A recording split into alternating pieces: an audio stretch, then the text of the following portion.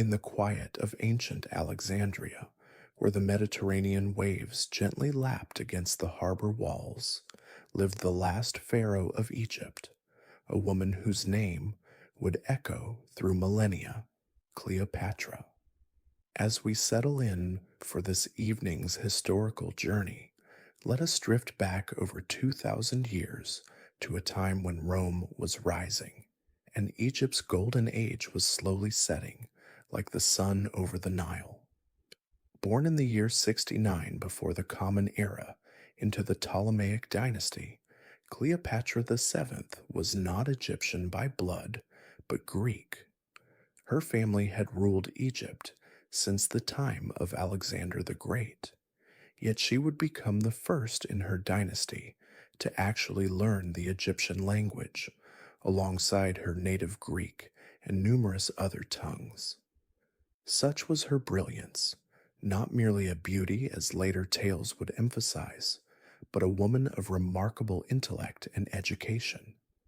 Imagine the Alexandria of her youth, a city of learning and light, home to the greatest library in the ancient world, where scholars from across the Mediterranean gathered to study. Young Cleopatra walked these marble halls, absorbing knowledge of mathematics, astronomy, philosophy, and the art of governance. The scent of papyrus and ink, the soft murmur of scholars debating in the garden colonnades. This was the world that shaped her mind. When she was just 18 years old, Cleopatra ascended to the throne, initially ruling alongside her younger brother, Ptolemy XIII, as was Egyptian custom. But Egypt was a kingdom in decline, indebted to Rome and threatened by its expanding power. Internal conflicts soon arose, and Cleopatra found herself ousted from power by her brother's advisors, forced to flee the palace she had known since childhood. It was in this moment of crisis that Cleopatra revealed the political genius that would define her reign. When Julius Caesar, already the most powerful man in Rome, arrived in Alexandria pursuing his rival Pompey, Cleopatra saw an opportunity. According to the stories passed down to us, she had herself smuggled into Caesar's quarters, wrapped in a carpet, a bold gambit for a deposed queen. Imagine the scene as the carpet was unrolled before the surprised Roman general, revealing not treasure but a young queen, articulate, charming, and determined to reclaim her throne. Whatever transpired between them that night, by morning Cleopatra had gained a powerful ally. Caesar was captivated, not just by any physical beauty she possessed, but by her quick mind and political vision. With Caesar's military support, Cleopatra defeated her brother's forces. Ptolemy XIII drowned in the Nile while attempting to flee.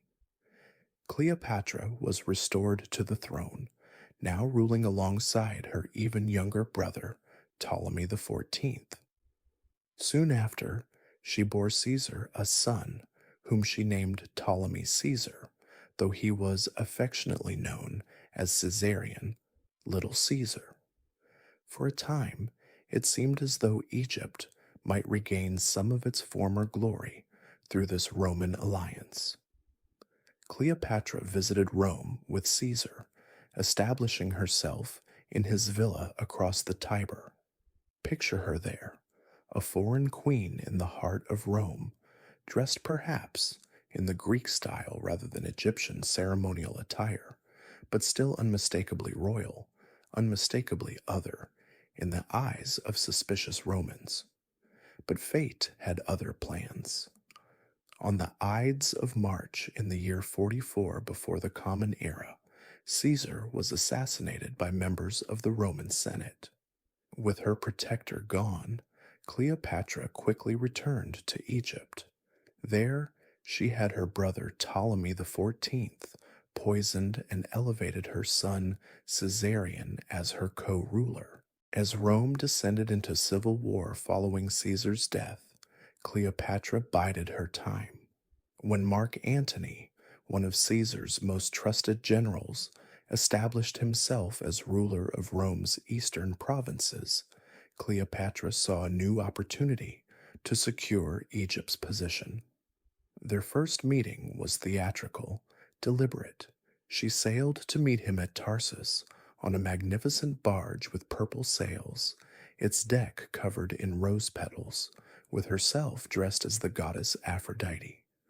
Antony, himself claiming to be the embodiment of the god Dionysus, was enchanted. What followed was not merely a love affair, though certainly that was part of it, but a political alliance.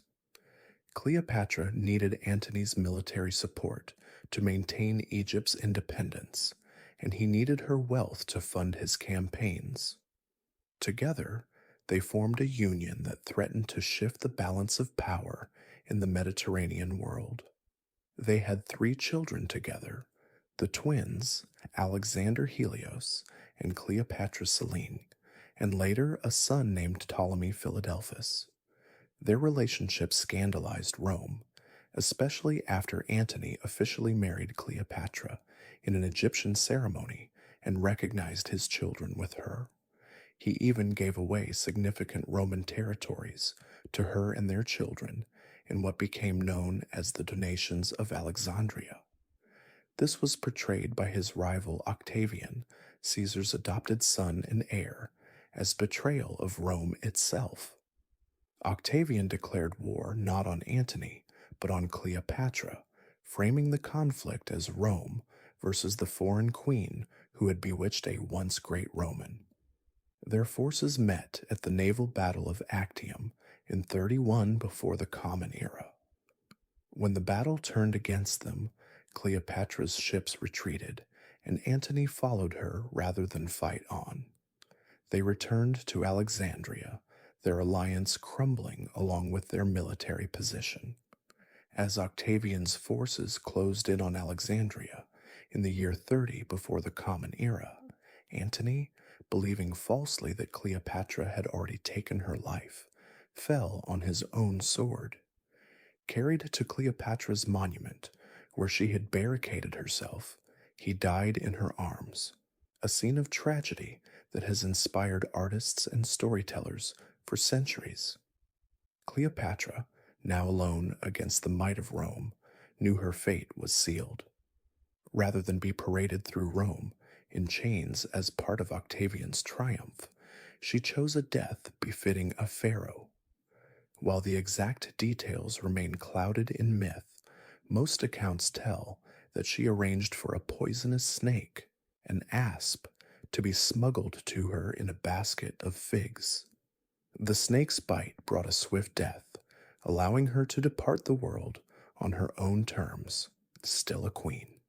She was 39 years old when she died, having ruled Egypt for over 2 decades. With her death, the Ptolemaic dynasty ended, and Egypt became a province of Rome. Her son Caesarion, her hope for a new dynasty that would unite Egyptian and Roman blood, was executed on Octavian's orders. Yet Cleopatra's story did not end with her death. In the centuries that followed, her image was transformed, often diminished to merely a seductress rather than the skilled ruler she was.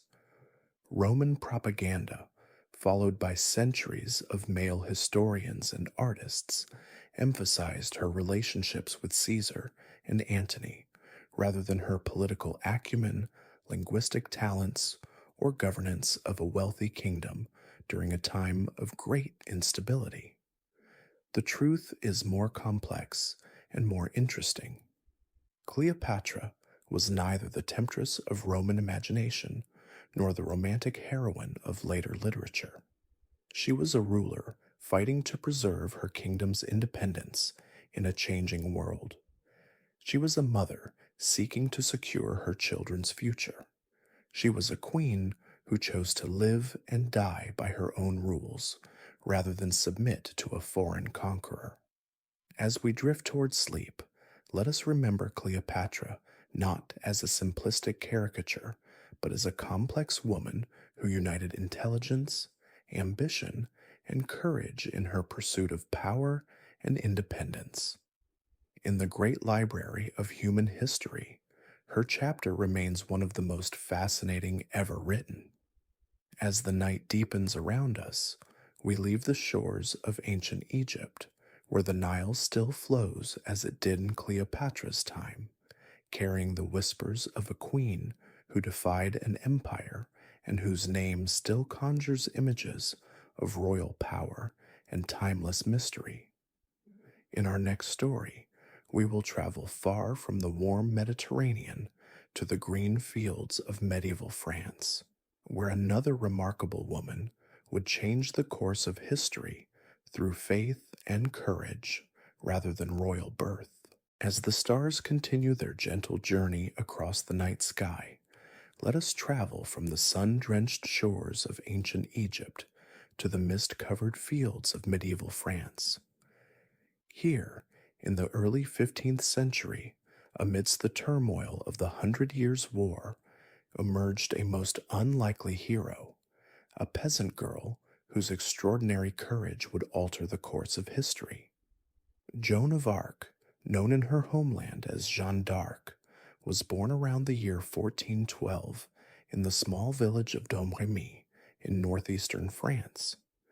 Imagine this quiet rural setting: stone cottages with thatched roofs, fields of grain swaying in the summer breeze, and the distant sound of church bells marking the rhythm of daily life.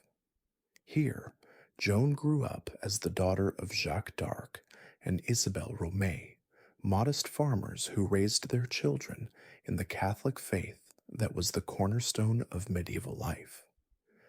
This was not a peaceful time for France. The kingdom had been locked in conflict with England for decades in what would later be called the Hundred Years' War. The French countryside was ravaged by violence, with mercenary soldiers pillaging villages and destroying crops. The French monarchy was in disarray. King Charles VI suffered from periods of madness, while his son, the Dauphin Charles, had been disinherited under the Treaty of Troyes, which decreed that the English King Henry V and his heirs would rule France. When Henry died, his infant son became king of both England and France, with the powerful Duke of Bedford acting as regent. By 1429, the English and their Burgundian allies controlled Paris and much of northern France, including the strategically vital city of Orléans, which they had placed under siege. The Dauphin Charles, weak and uncertain, remained uncrowned, holding court in the city of Chinon. In the midst of this national crisis, young Joan, who had never ventured far from her village, who could neither read nor write, began to experience something extraordinary. Around the age of 13, she later testified she began hearing voices and seeing visions. These, she claimed, were the voices of Saint Michael, Saint Catherine, and Saint Margaret, sent by God to guide her. At first, they simply urged her to be devout and attend a church regularly. But as she grew older and the plight of France worsened, the voices became more insistent, giving her a mission that must have seemed impossible. She was to save France by raising the siege of Orléans and taking the Dauphin to Reims Cathedral to be properly crowned as King Charles VII. Imagine the courage it took for this 17-year-old girl to leave her home, to approach the local garrison commander at Vaucouleurs and declare her divine mission. Robert de Baudricourt initially laughed and sent her away, but Joan persisted. After correctly predicting a military defeat that had not yet been reported, she gained enough credibility that Baudricourt provided her with a horse, a small escort, and male clothing for the dangerous journey to Chinon. The journey of nearly 300 miles took 11 days, traveling through territory controlled by hostile Burgundians. Picture Joan riding through forests and fields, crossing rivers, sleeping under stars, all the while guided by voices that only she could hear, driven by a certainty that must have seemed like madness to others. When she arrived at the Dauphin's court in Chinon in February 1429, she faced perhaps her greatest test. According to legend, Charles hid among his courtiers to test the peasant girl who claimed divine guidance. Yet Joan, never having seen him before, walked directly to him and addressed him as the true heir to the throne. She spoke to him privately, telling him things that he later said only God could have known. Intrigued but cautious, Charles sent Joan to Poitiers to be examined by theologians. For 3 weeks, they questioned her about her faith and her visions. These learned men found nothing heretical in her beliefs, and her simplicity and conviction proved persuasive. They could not confirm her divine mission, but neither could they disprove it. In a time of desperation, the Dauphin decided to take a chance on this extraordinary young woman. Joan was given armor, a horse, a small banner bearing the names of Jesus and Mary, and a sword that she claimed had been buried behind the altar of the Church of St. Catherine de Fierbois, a detail that proved to be true when the sword was found exactly where she described. Now dressed and armed as a knight, though she claimed she never actually killed anyone in battle, Joan journeyed to the besieged city of Orleans. Her presence immediately raised the morale of the demoralized French troops. After sending a letter demanding that the English depart, which they predictably refused, Joan led the French forces in a series of bold attacks. Imagine this scene. A young woman in gleaming armor, banner held high, riding at the head of battle-hardened soldiers, many of whom had initially been skeptical, but now followed her with growing confidence. In just 9 days in May of 1429, the siege that had lasted nearly 7 months was lifted. The seemingly invincible English had been defeated, and Joan had fulfilled the first part of her mission. She moved quickly to capitalize on this stunning victory, persuading the still hesitant Dauphin to march toward Reims for his coronation.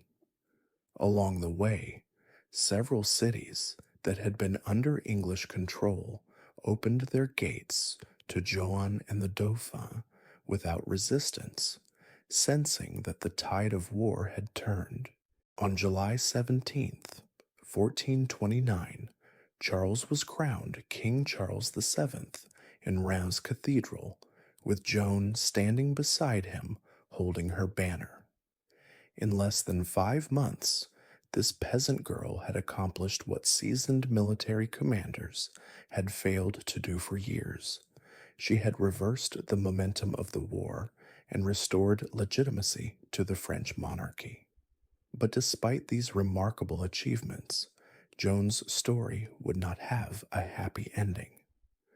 After the coronation, Charles began negotiations with the Burgundians against Joan's wishes.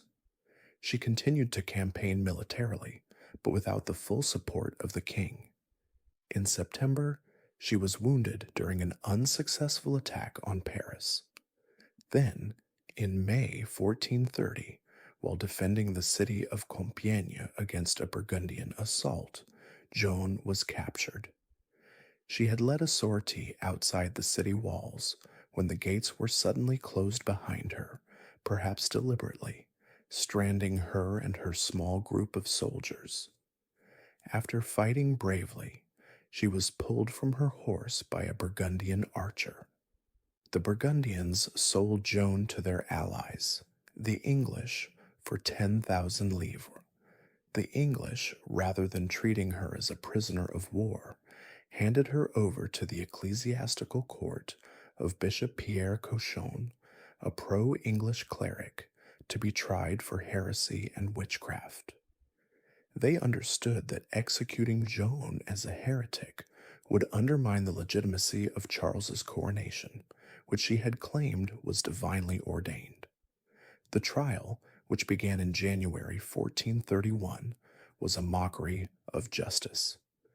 Joan, now about 19 years old, faced a hostile court without legal counsel. She was kept in a secular prison guarded by English soldiers, rather than in the custody of nuns, as required for female prisoners in ecclesiastical cases. Despite these disadvantages, Joan defended herself with remarkable intelligence and courage.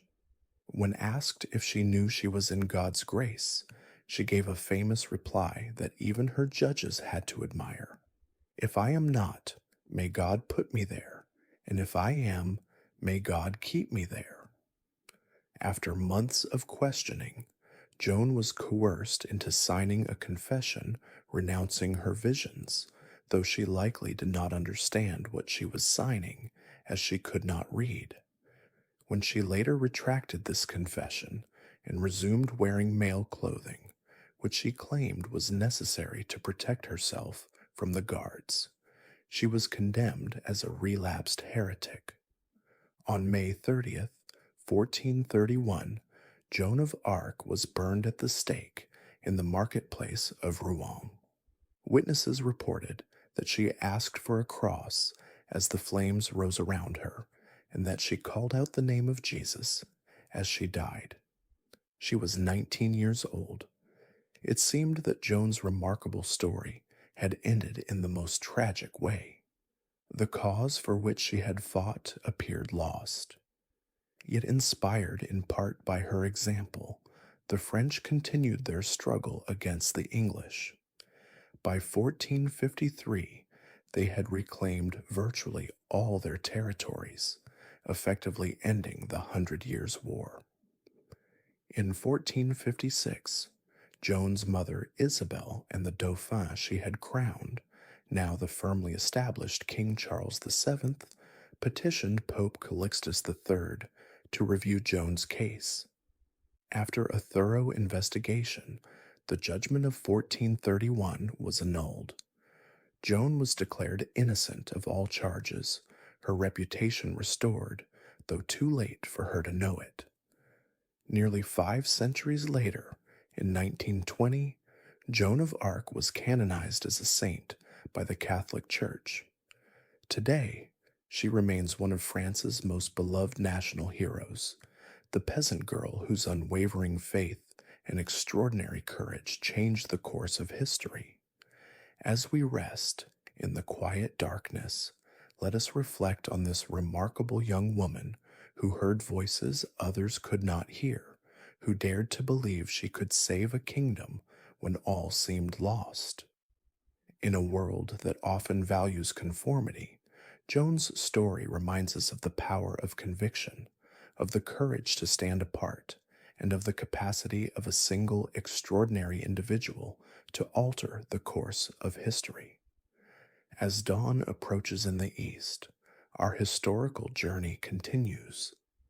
From the battlefields of medieval France, we will travel next to the opulent courts of Tudor England, where another remarkable woman would defy expectations and usher in a golden age for her nation. As the night deepens and our thoughts continue to drift through the corridors of history, let us journey now to Tudor England, where the daughter of a king once declared illegitimate would rise to become one of the most celebrated monarchs in British history. This is the story of Elizabeth I, the Virgin Queen, whose reign would usher in a golden age of exploration, literature, and national identity. Elizabeth Tudor was born on September 7th, 1533, at Greenwich Palace near London. Her father was King Henry VIII, the formidable Tudor monarch who broke England from Rome to secure a divorce from his first wife. Her mother was Anne Boleyn, Henry's second queen, for whom he had upended the religious fabric of his kingdom. The infant princess was the living embodiment of her father's controversial marriage, and from her earliest days, her life would be shaped by the turbulent politics of the Tudor court. When Elizabeth was just 2 years and 8 months old, her mother was arrested on charges of adultery, incest, and treason, charges that most historians still could today believe were fabricated. Anne Boleyn was beheaded at the Tower of London on May 19th, 1536. With her mother's execution, Elizabeth was declared illegitimate and removed from the line of succession. Imagine this little girl, not yet 3 years old, suddenly without a mother and stripped of her royal status, her future now uncertain in a court where fortunes could change with the king's mood. Henry married 4 more times before his death, giving Elizabeth a succession of stepmothers and a younger half-brother, Edward, who would become his heir. Despite her precarious position, Elizabeth received an exceptional education under the guidance of humanist scholars. She studied with the royal tutors alongside Edward and her older half-sister Mary, learning Latin, Greek, French, and Italian, as well as rhetoric, philosophy, and theology. By the time she reached adolescence, she was one of the best educated women in England, with a particular talent for languages and a sharp, analytical mind. When Henry died in 1547, the 9-year-old Edward became King Edward VI. During his short reign, England became more firmly Protestant, moving away from the more conservative Reformation that Henry had instituted. Elizabeth, living quietly away from court, carefully navigated the religious politics of her brother's reign. Edward's health was fragile, however, and in 1553 he died at the age of 15. In the succession crisis that followed, Elizabeth's Catholic half-sister Mary emerged victorious and ascended the throne as Queen Mary I. Mary's reign brought new dangers for Elizabeth. As the Protestant alternative to the Catholic queen, Elizabeth became the focus of plots and rebellions. When Sir Thomas Wyatt led a rebellion against Mary's planned marriage to Philip of Spain, Elizabeth was implicated, though likely without her knowledge or consent. She was arrested and imprisoned in the Tower of London, in the same fortress where her mother had spent her final days. For 2 months, Elizabeth lived with the very real fear that she might meet the same fate as Anne Boleyn. She was interrogated repeatedly, but maintained her innocence with remarkable composure. Finding no evidence against her, Mary eventually released Elizabeth from the Tower, but kept her under house arrest at Woodstock, a royal manor. During the remainder of Mary's reign, Elizabeth walked a dangerous tightrope. She outwardly conformed to Catholic practices while privately maintaining Protestant sympathies. She avoided court when possible and carefully distanced herself from plots against her sister. This period of her life taught her valuable lessons in survival, discretion, and the management of public perception, skills that would serve her well as queen. Mary's reign was marked by religious persecution, economic problems, and an unpopular war with France that led to the loss of Calais, England's last possession on the European continent. When she died childless in November 1558, the crown passed to Elizabeth, who was then 25 years old. Elizabeth's coronation on January 15th of 1559 marked the beginning of a new era. As she processed through London to Westminster Abbey, crowds lined the streets to cheer the new queen. After the turmoil of Mary's reign, Elizabeth represented hope for a more moderate religious settlement and a return to stability. From the beginning, Elizabeth demonstrated her political acumen. One of her first acts was the establishment of the Elizabethan religious settlement, which created a Church of England that was Protestant in doctrine but preserved many Catholic traditions in practice. This middle way helped to calm religious tensions, though it satisfied neither extreme Catholics nor radical Protestants. Perhaps the most persistent question throughout Elizabeth's reign was that of marriage. As a female monarch in a patriarchal society, she faced enormous pressure to take a husband who could provide male leadership and, more importantly, produce an heir to continue the Tudor dynasty. Elizabeth received numerous proposals from foreign princes and domestic nobles, but she never married. Her decision to remain single was both personal and political. Marriage to a foreign prince risked making England subordinate to another nation's interests, while marriage to an English nobleman could ignite jealousies and factions among the aristocracy. By remaining unmarried, Elizabeth retained her independence and authority. She famously declared that she was already bound unto a husband, which is the kingdom of England, and that her subjects were all my children. This strategy of perpetual courtship became a powerful diplomatic tool. Elizabeth entertained suitors from Spain, France, Austria, and Sweden, using the possibility of marriage to advance England's interests without ever committing to a match. The Virgin Queen, as she became known, turned what might have been seen as a weakness, her unwed status, into a source of political strength and a cornerstone of her public image. In the early years of her reign, Elizabeth faced serious threats from both inside and outside her realm. In the north, Catholic nobles rose in the Northern Rebellion, while across the sea, her cousin Mary, Queen of Scots, represented a Catholic alternative to the Protestant Elizabeth. The papal bull Regnans in Excelsis in 1570 declared Elizabeth illegitimate and released her subjects from any obligation to obey her, effectively sanctioning her overthrow.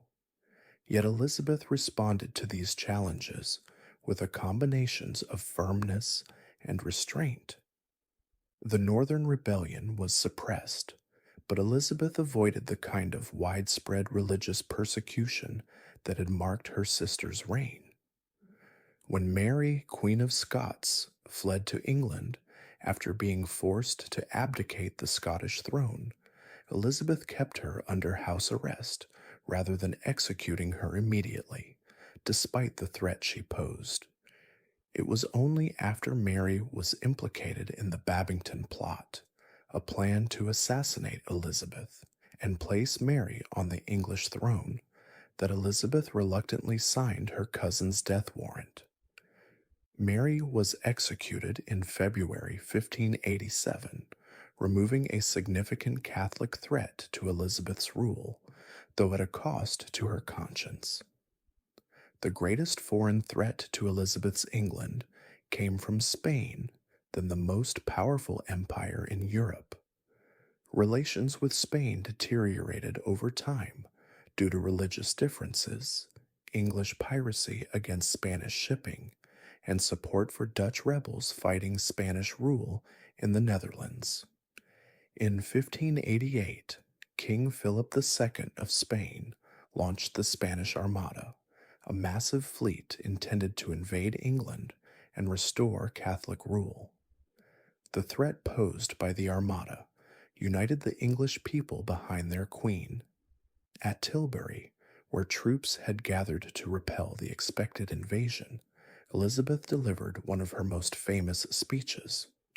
Dressed in armor and mounted on a white horse, she declared, "I know I have the body of a weak and feeble woman, but I have the heart and stomach of a king, and of a king of England, too." The Spanish Armada was defeated by a combination of English naval tactics, fire ships, and violent storms that scattered the Spanish vessels. The victory was celebrated as divine endorsement of Elizabeth's rule and England's Protestant faith, greatly enhancing her popularity and strengthening national unity. The decades following the defeat of the Armada are often described as the golden age of Elizabethan England. It was a time of relative peace and prosperity, as well as remarkable cultural flowering. Under Elizabeth's patronage, the arts flourished. The theaters of London hosted the plays of William Shakespeare, Christopher Marlowe, and Ben Jonson. Poetry thrived with works by Edmund Spenser, Sir Philip Sidney, and others. Music, painting, and architecture all reflected the confidence and creativity of the age. This was also an era of exploration and discovery. Elizabeth granted charters to trading companies and explorers, including Sir Francis Drake, who circumnavigated the globe between 1577 and 1580, and Sir Walter Raleigh, who established the first English colony in America, naming it Virginia in honor of the Virgin Queen. These voyages laid the foundations for what would later become the British Empire. Yet the closing years of Elizabeth's reign were not without challenges. A series of poor harvests in the 1590s caused hardship for many. The expenses of war with Spain strained royal finances. Elizabeth's most trusted advisers, men like Lord Burghley and Sir Francis Walsingham, who had served her for decades, died one by one, leaving her increasingly isolated. By the time Elizabeth entered her 70th year, she had outlived most of her contemporaries. Her once vibrant court had grown old with her, and a new generation waited impatiently for change. Yet she remained sharp-minded and firmly in control until the end. Elizabeth died on March 24th, 1603, having ruled for 44 years. With her passing, the Tudor dynasty came to an end. The crown passed peacefully to King James VI of Scotland, son of Mary, Queen of Scots, who became James I of England, uniting the crowns of England and Scotland. Elizabeth left behind a kingdom transformed. When she came to the throne, England was a second-rate power torn by religious strife. By the time of her death, it had become a major European power with a strong national identity, positioned to develop into a global empire in the centuries to come. What made Elizabeth such an effective ruler? She combined intelligence and education with political shrewdness and remarkable self-discipline. She knew when to be decisive and when to delay, when to compromise and when to stand firm. She balanced mercy with justice and personal inclination with political necessity. Above all, she understood the power of image and symbolism, crafting a public persona as the Virgin Queen, wedded to her kingdom, that inspired loyalty and devotion from her subjects. As our consciousness drifts toward sleep, let us remember this remarkable woman who turned disadvantage into opportunity, who ruled a man's world on her own terms, and who gave her name to an age of greatness. Elizabeth Tudor, born illegitimate and once imprisoned in the Tower, became Gloriana, the Virgin Queen, beloved by her people and remembered as one of England's greatest monarchs. The night continues its quiet journey as we leave Tudor England behind. Next, we shall travel eastward across Europe to the snow-covered expanse of Imperial Russia, where another female ruler would transform her adopted country and earn the epithet the Great.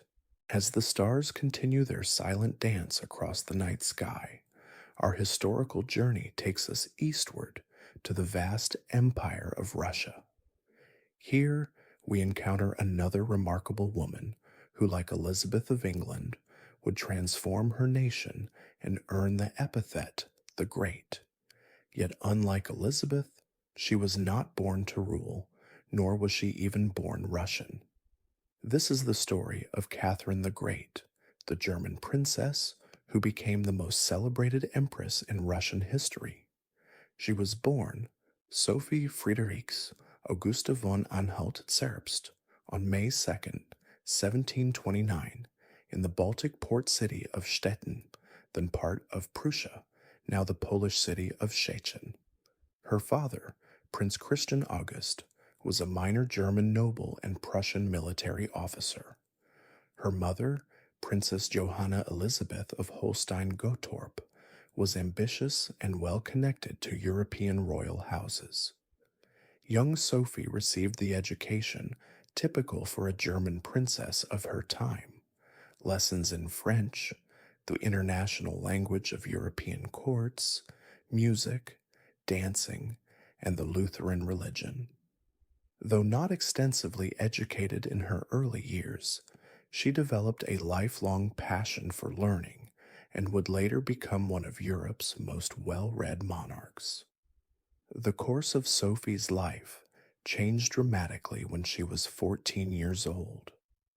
Empress Elizabeth of Russia, daughter of Peter the Great, was searching for a bride for her nephew and heir, Grand Duke Peter. Through family connections and diplomatic maneuvering, Sophie was selected for this role that would ultimately lead her to the Russian throne. In the winter of 1744, Sophie and her mother journeyed to Russia, crossing the snow-covered Baltic lands to reach the glittering court at St. Petersburg. Imagine this teenage girl arriving in a foreign land, confronting its unfamiliar customs, language, and the splendor of one of Europe's most opulent royal courts. From the moment she arrived, Sophie demonstrated the political instinct and adaptability that would characterize her reign. Recognizing the importance of embracing her new homeland, Sophie applied herself with remarkable dedication to learning the Russian language and converting to Russian Orthodoxy. On June 28, 1744, she was received into the Orthodox Church, taking the name Ekaterina, or Catherine. The following day, she was formally betrothed to Grand Duke Peter. The marriage that took place on August 21st, 1745, was not a happy one. Peter, immature and eccentric, showed little interest in his wife or in the responsibilities of ruling Russia. Catherine, intelligent and ambitious, found herself in the difficult position of being married to the heir to the throne while recognizing his unsuitability for rule. For nearly 17 years, Catherine endured this difficult marriage, giving birth to a son, Paul, in 1754, though rumors persisted that the child's father might have been one of Catherine's lovers rather than Peter. During these years, she devoted herself to self-education, reading extensively in history, philosophy, and politics, and corresponding with leading figures of the Enlightenment, particularly the French philosopher Voltaire. When Empress Elizabeth died in January 1762, Peter ascended the throne as Emperor Peter III. His reign would last less than 6 months. Peter quickly alienated virtually every powerful group in Russia: the church, by his Lutheran sympathies; the military, by his admiration for Prussia, Russia's recent enemy, and the nobility by his erratic behavior and reforms that threatened their interests. Catherine, meanwhile, had built a network of supporters among the imperial guards and the nobility. When Peter's unpopularity reached a critical point, Catherine seized her opportunity. In June 1762, with the support of her lover, Gregory Orlov, and his brothers, all officers in the Imperial Guard, she staged a coup d'etat. Peter was arrested and compelled to abdicate. A few days later, he died in custody, possibly murdered, though Catherine denied ordering his death. On July 9th, 1762, Catherine was proclaimed Empress of Russia. She was 33 years old, a foreign woman who had taken the throne from her husband. Her position was precarious, her legitimacy questionable, and many expected her to serve merely as a regent until her son Paul came of age. Instead, she would rule in her own right for 34 years, becoming one of Russia's longest reigning and most significant monarchs. From the beginning of her reign, Catherine demonstrated a clear vision for Russia. An admirer of the Enlightenment, she sought to modernize her adopted country and strengthen its position as a European power. Yet she was also a pragmatist who understood the realities of governing the vast Russian Empire with its diverse populations and deeply entrenched institutions. In her early years as Empress, Catherine convened the Legislative Commission in 1767, bringing together representatives from various parts of Russian society to discuss legal reforms. For their guidance, she wrote the Nakaz, or Instruction, a document heavily influenced by Enlightenment thinkers like Montesquieu and Beccaria, which outlined principles for a new legal code based on reason and human dignity. Though the Commission ultimately failed to produce a new code of laws, it represented Catherine's commitment to Enlightenment ideals and her desire to govern with at least the appearance of consultation. Education was another area of significant reform. Catherine established Russia's first state-funded institution of higher education for women, the Smolny Institute for Noble Girls, in 1764. She created a commission for the establishment of public schools in 1782, leading to the first system of primary education in Russia. During her reign, the number of schools in the country increased dramatically, though education remained primarily accessible to the nobility and urban populations. Catherine was also a great patron of the arts, sciences, and literature. She corresponded with Voltaire, Diderot, and other Enlightenment figures, inviting some of them to her court. She expanded the Hermitage, beginning the art collection that would become one of the world's greatest museums. She wrote plays, opera libretti, and children's stories, establishing herself as a woman of letters as well as a ruler. Her foreign policy was ambitious and largely successful. Through 2 wars with the Ottoman Empire, Russia gained significant territories along the Black Sea coast, including the Crimean Peninsula, giving Russia its long-desired warm water ports. Catherine annexed large portions of Poland through the 3 partitions of that unfortunate country, greatly expanding Russia's western borders. By the end of her reign, the Russian Empire had grown considerably in size and international prestige. Yet there were contradictions in Catherine's rule that have fascinated historians ever since. Though influenced by Enlightenment ideals of liberty and equality, she strengthened the institution of serfdom, binding peasants more tightly to the land and to their noble masters. While she initially showed interest in limiting the powers of the nobility, she ultimately extended their privileges, recognizing their crucial support for her reign. These contradictions came into sharpest relief during the Pugachev Rebellion of 1773 to 1774, the largest peasant uprising in Russian history. Yemelyan Pugachev, a former military officer, claimed to be the deposed Emperor Peter III, Catherine's husband, who many peasants believed had not actually died, and led a massive rebellion of serfs, Cossacks, and ethnic minorities against Catherine's rule. The rebellion spread across a vast area of eastern and southern Russia before Catherine's forces finally defeated Pugachev. After his capture, he was brought to Moscow in an iron cage, then executed in January 1775. The rebellion underscored the deep divisions within Russian society and the precarious position of peasants under Catherine's rule, despite her Enlightenment rhetoric.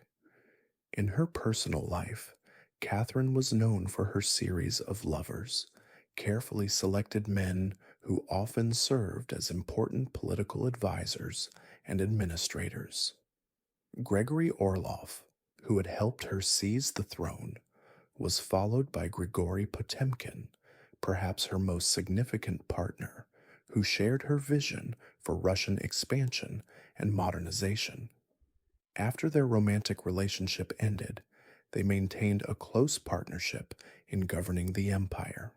Later favorites included Alexander Lanskoy, Alexander Yermolov, and Platon Zubov, her final lover, who was 38 years her junior. Catherine's relationships have often been sensationalized, with myths about her sexual appetites far exceeding the historical reality. These exaggerations, begun during her lifetime and perpetuated after her death, reflect both the discomforts with female sexuality and the double standard applied to female rulers. While male monarchs with multiple mistresses were commonplace in European history, Catherine's relationships were portrayed as scandalous and deviant, suggesting that the real scandal was a woman wielding power independently. As Catherine aged, she became increasingly concerned with her legacy and the succession to the throne. She had a difficult relationship with her son Paul, whom she had largely excluded from government. In her later years, she seemed to favor her grandson Alexander, Paul's son, as her successor, though she never formally changed the succession. On November 6th, 1796, Catherine suffered a stroke. She died the following day, at the age of 67, after a reign of 34 years. Her son Paul, whom she had kept from power for so long, immediately succeeded her and set about reversing many of her policies, though his own reign would be brief and would end in his assassination. Catherine's legacy is complex and multifaceted. She expanded and strengthened the Russian Empire, making it a major European power. She brought Enlightenment ideas to Russia, patronized the arts and education, and maintained a court that rivaled any in Europe for its splendor and cultural sophistication. Yet she also strengthened serfdom and autocracy, those twin pillars of Russian inequality, and failed to address the fundamental divisions within Russian society. Perhaps Catherine's most enduring achievement was to demonstrate that a woman could rule effectively in an age when female leadership was viewed with suspicion. Like Elizabeth of England before her, she turned her supposed weakness, her gender, into a source of strength, creating a public image as a wise and motherly ruler who cared deeply for her people and her empire.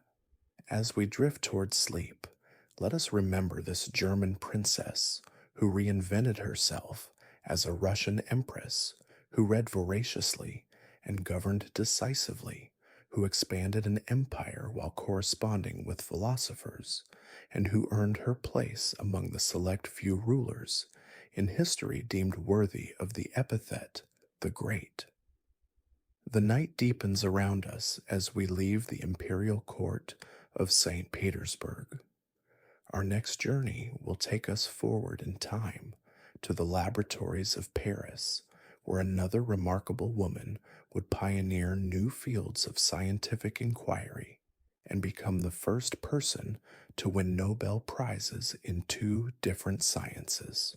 As the night continues its gentle journey, let us leave behind the grand palaces and imperial courts of past centuries. Our next remarkable woman did not rule over nations or command armies.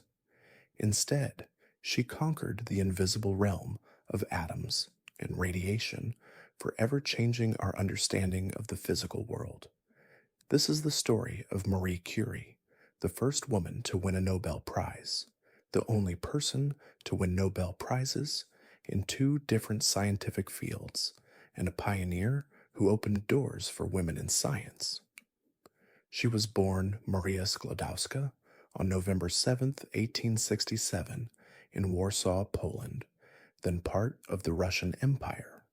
Her father was a mathematics and physics teacher, and her mother was the principal of a girls' school. From an early age, Maria was surrounded by a love of learning and intellectual curiosity. Yet her childhood was also marked by hardship.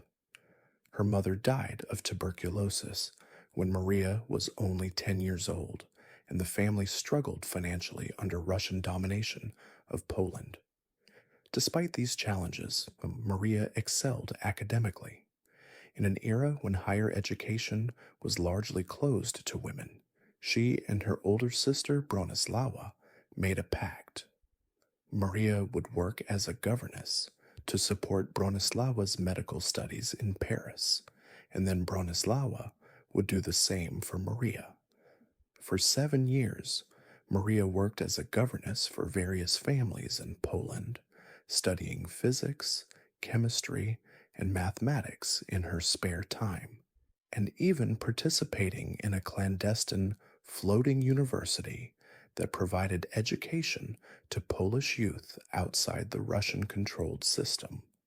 In 1891, at the age of 23, Maria finally realized her dream of pursuing higher education. She traveled to Paris and enrolled at the Sorbonne, where she registered under the French version of her name, Marie. Imagine this young Polish woman arriving in Paris with limited funds and initially limited French, determined to pursue scientific knowledge in one of the world's great universities. Marie lived in a cold attic room in the Latin Quarter, often sustaining herself on little more than bread and tea, sometimes becoming so engrossed in her studies that she forgot to eat at all. Despite these hardships, she thrived academically, earning degrees in both physics and mathematics, finishing first in her class for the physics degree. It was in Paris that Marie met fellow physicist Pierre Curie. Their relationship began as a professional collaboration, but gradually blossomed into love. They married in July 1895 in a simple civil ceremony. Marie wore a practical dark blue outfit that would later serve as her laboratory clothing, an early indication of her practical, no-nonsense approach to life and work. The Curies formed not just a marriage, but an extraordinary scientific partnership. In 1896, Henri Becquerel discovered that uranium salts emitted rays that could penetrate solid objects, similar to the recently discovered X-rays, but requiring no external energy source. Marie decided to investigate this phenomenon for her doctoral research, coining the term radioactivity to describe it. Working in primitive conditions, their laboratory was an unheated converted shed with insufficient equipment. Marie and Pierre made breakthrough after breakthrough. Marie discovered that thorium was also radioactive, and through painstaking work with pitchblende ore, determined that it contained previously unknown elements that were intensely radioactive. In 1898, the Curies announced the discovery of two new elements: polonium, named after Marie's homeland, and radium. Isolating these elements required extraordinary patience and physical labor. Starting with tons of pitchblende, the Curies had to process massive amounts of ore using crystallization techniques to separate out increasingly pure samples of radium chloride. This work was carried out in physically demanding conditions, with Marie often stirring vats of boiling material with a heavy iron rod. In 1903, Marie and Pierre Curie, along with Henri Becquerel, were awarded the Nobel Prize in Physics for their discoveries in the field of radioactivity. Marie became the first woman to receive a Nobel Prize. When the Nobel Committee initially planned to recognize only Pierre and Becquerel, Pierre insisted that Marie's contributions were essential to the work.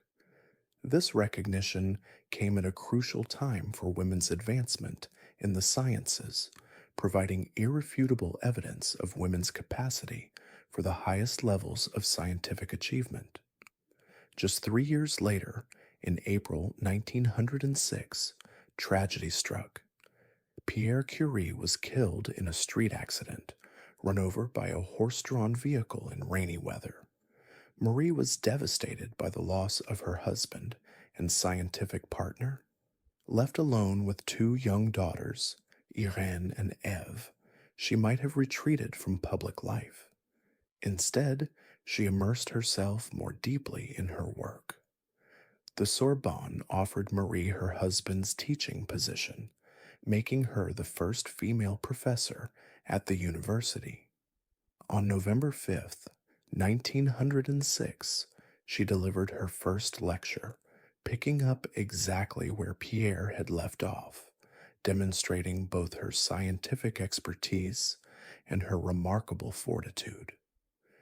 In the years that followed, Marie continued her research on radioactive elements, developing methods for isolating radium and studying its compounds. In 1910, she successfully produced radium as a pure metal, establishing its position on the periodic table. The following year, 1911, she was awarded her second Nobel Prize, this time in chemistry, for her discovery of radium and polonium and the isolation of radium. She remains the only person to have won Nobel Prizes in two different scientific fields. Marie's work took on new dimensions during World War I. Recognizing the medical potential of X-rays for locating bullets and shrapnel in wounded soldiers, she developed mobile X-ray units that could be deployed near the battlefield. Marie personally drove these little Curies, as they were called, to the front lines and trained women as X-ray operators. By the end of the war, over 1 million wounded soldiers had received X-ray examinations thanks to her initiative. Throughout her career, Marie Curie faced barriers and prejudices as a woman in science. When she was nominated for membership in the French Academy of Sciences in 1911, she was rejected by a narrow margin, with much of the opposition clearly based on her gender. The French press attacked her during a controversy over her relationship with physicist Paul Langevin, a married man, with commentary that was often xenophobic and sexist. Yet Marie persevered, maintaining her scientific focus and dignity despite these attacks.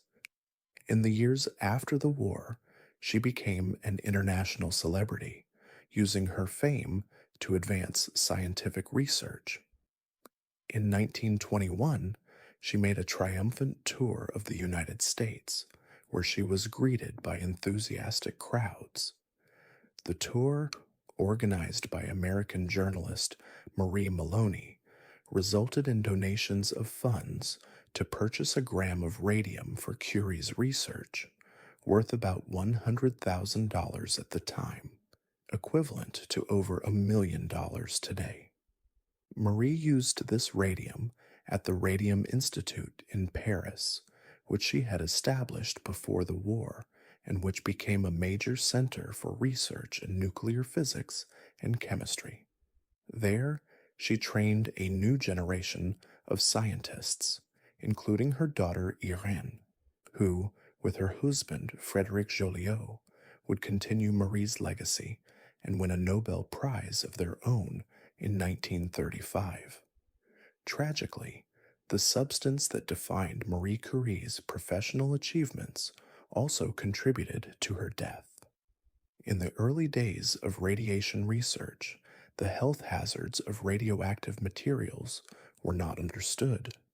The Curies handled radioactive substances with bare hands and stored them in their desk drawers, unaware of the damage the radiation was causing to their bodies.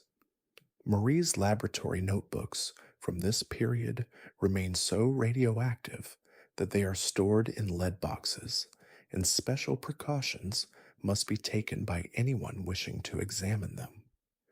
After years of exposure, Marie developed aplastic anemia, a condition caused by radiation damage to her bone marrow. Her health declined steadily, and she died on July 4th, 1934, at a sanatorium in the French Alps. She was 66 years old. Marie Curie's scientific legacy is immense.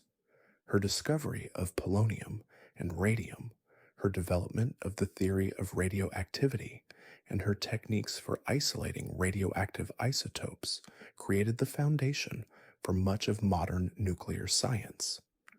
The element curium was named in honor of both Marie and Pierre. The Curie, a unit of radioactivity, was named after them as well. Beyond her scientific achievements, Marie Curie left an equally important legacy as a pioneer for women in science. She demonstrated through her own brilliant career that women were capable of the highest levels of scientific achievement.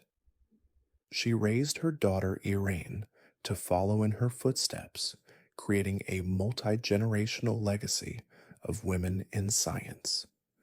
The charitable organization she founded, now known as the Curie Institute, continues as a major cancer research center and hospital. Marie Curie often said, "Nothing in life is to be feared, it is only to be understood." This philosophy guided her as she probed the mysteries of the atom and radioactivity. She approached the unknown not with trepidation, but with methodical curiosity, determined to illuminate what had previously been hidden from human understanding. As we rest in the quiet darkness of night, let us reflect on this remarkable woman who uncovered the secrets of the invisible world of radiation. Imagine her in her laboratory, bent over her instruments, observing the faint blue glow of radium in the darkness, a light that represented both scientific progress and personal sacrifice. From Marie Curie's laboratory in Paris, our journey through the lives of extraordinary women continues. Next, we travel to early 20th century Britain, where a determined activist would lead the fight for women's right to vote, helping to secure political recognition for women after centuries of exclusion. As our journey through the lives of remarkable women continues, we move from the quiet laboratories of Paris to the tumultuous streets of Edwardian London. Here, we encounter a woman who fought not with scientific instruments, but with speeches, protests, and unshakable determination. This is the story of Emmeline Pankhurst, the activist who led the British suffragette movement and helped secure the right to vote for women after a struggle spanning generations. Emmeline Goulden was born on July 15th, 1858, in Manchester, England. She came from a family with a tradition of political radicalism. Her father, Robert Goulden, was a businessman who supported both women's suffrage and the anti-slavery movement. Her mother, Sophia, was a passionate feminist who took young Emmeline to her first women's suffrage meeting at the age of 14. I left the meeting a conscious and confirmed suffragist, Emmeline would later recall. That early exposure to activism planted a seed that would grow into one of the most influential political movements of the early 20th century. At the age of 20, Emmeline married Richard Pankhurst, a barrister and political activist who shared her commitment to progressive causes, particularly women's rights. Richard was 44 when they married, 24 years her senior, but they formed a true partnership based on shared ideals. Together, they had 5 children, daughters Christabel, Sylvia, and Adela, and sons Frank and Harry, though Frank would die in childhood. The Pankhurst home became a center for political discussion and activism. Richard drafted an early version of the Married Women's Property Bill, which would eventually become law, allowing women to maintain ownership of their property and earnings after marriage. This practical improvement in women's legal status reinforced Emmeline's belief that political change could improve women's lives in tangible ways. Tragedy struck in 1898 when Richard died suddenly of a perforated ulcer, leaving Emmeline a widow at 40 with 4 children to support. His death was not only a personal loss, but a financial crisis for the family. Emmeline took a paid position as a registrar of births and deaths, which gave her first-hand insight into the desperate conditions in which many women and children lived. She saw how women's lack of political power translated directly into economic vulnerability and hardship. The years following Richard's death were a time of evolution in Emmeline's political thinking. Initially, she worked within existing organizations and political structures, joining the Independent Labor Party and advocating for women's suffrage through constitutional means. But progress was painfully slow. Despite decades of peaceful campaigning, petitioning, and lobbying by suffrage organizations, women in Britain still had no vote in parliamentary elections. By 1903, Emmeline had reached a turning point. Along with her daughter Christabel and a small group of women, she founded the Women's Social and Political Union, WSPU. Their motto was "Deeds, not words," reflecting their frustration with the failure of conventional political methods. Unlike existing suffrage organizations, which welcomed men as members and focused on gradual change through persuasion, the WSPU was women only and advocated more direct action. The WSPU began with relatively moderate protests, heckling politicians, holding demonstrations, and attempting to enter Parliament to present petitions. But when these tactics failed to produce results, the movement gradually escalated. By 1905, the term suffragette had been coined by the Daily Mail newspaper as a somewhat derogatory diminutive of suffragist. The WSPU proudly adopted the term, which came to distinguish the more militant activists from the constitutional suffragists. In 1908, the campaign intensified dramatically after Prime Minister Herbert Asquith refused to advance legislation for women's suffrage despite previous assurances. Emmeline and her followers responded with a campaign of civil disobedience that included breaking windows, setting fire to empty buildings, cutting telephone wires, and even planning small bombs. While they were careful to avoid harm to people, focusing their attacks on property, these actions were revolutionary for women of that era, who were expected to be passive and compliant. When suffragettes were arrested, as they frequently were, they employed another radical tactic: hunger strikes in prison. The government responded with forced feeding, a brutal procedure in which women were restrained while tubes were forced down their throats or nostrils, and liquid nutrition was poured into their stomachs.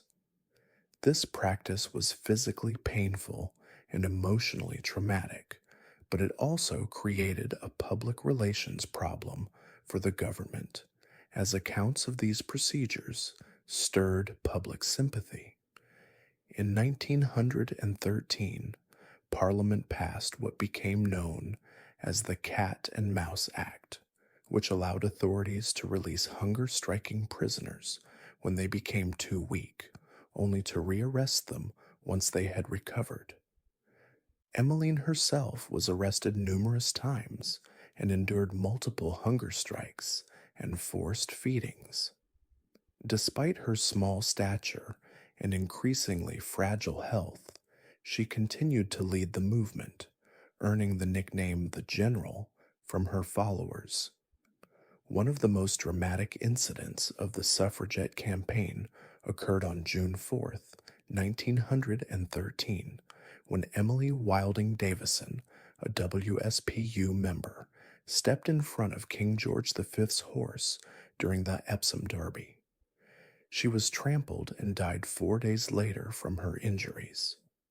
Whether she intended to die or merely to disrupt the race remains debated, but her funeral became a major suffragette demonstration, with thousands lining the streets as her coffin passed. Throughout these years of escalating activism, Emmeline Pankhurst was the undisputed leader of the movement. Her oratorical skills were legendary. She traveled throughout Britain and made several visits to the United States, filling halls with audiences eager to hear her speak. Her appearance was deliberately feminine and conventional. She typically wore elegant dresses and hats, creating a striking contrast with her revolutionary message and tactics. This careful presentation helped counter the stereotype of suffragettes as unwomanly or unnatural. The suffragette campaign was suspended when World War I broke out in 1914.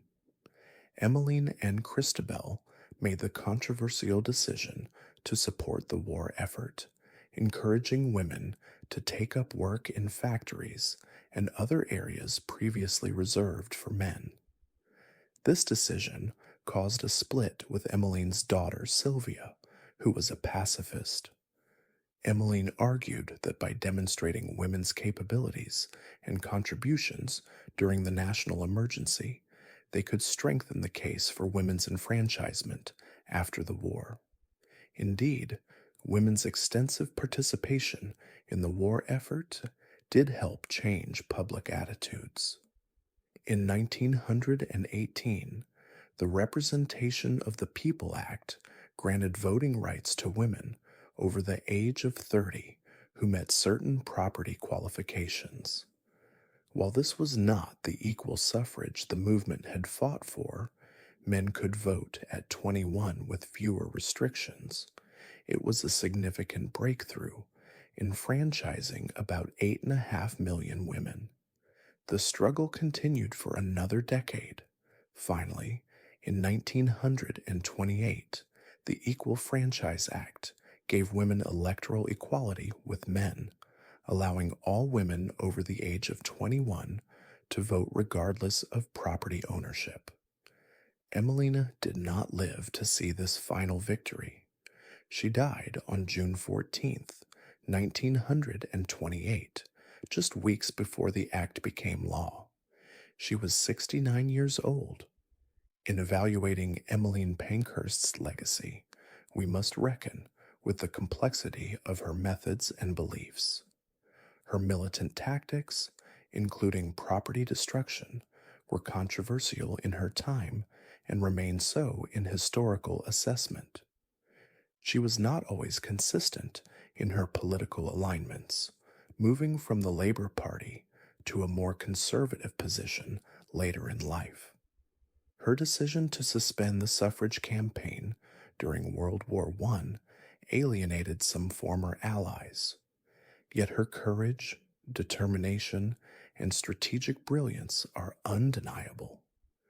When decades of polite petitioning had failed to secure women's voting rights, Emmeline changed tactics. She understood that power is rarely given voluntarily. It must often be claimed through struggle.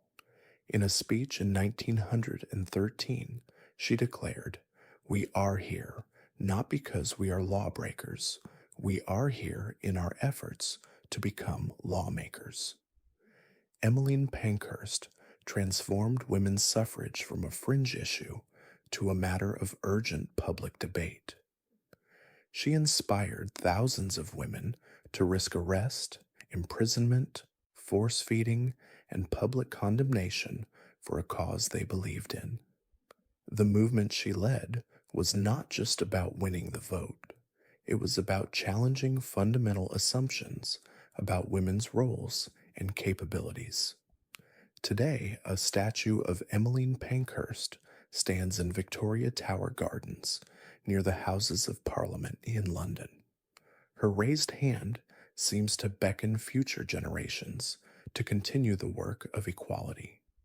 In 2018, on the centenary of women's partial enfranchisement in Britain, the BBC named her as one of the 100 most influential women of all time.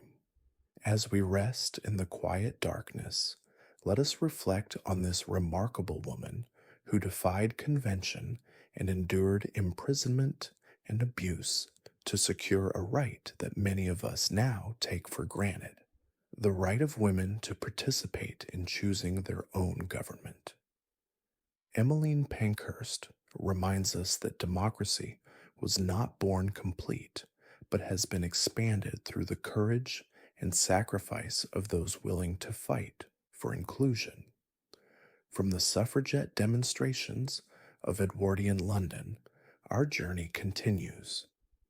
We travel across the Atlantic to the American South in the mid-20th century, where another woman would take a stand against injustice, helping to ignite one of the most significant civil rights movements in history. As the constellations continue their silent journey across the night sky, our story moves across the Atlantic to the American South in the middle of the 20th century. Here, we encounter a woman whose quiet act of defiance helped ignite a movement that would transform a nation.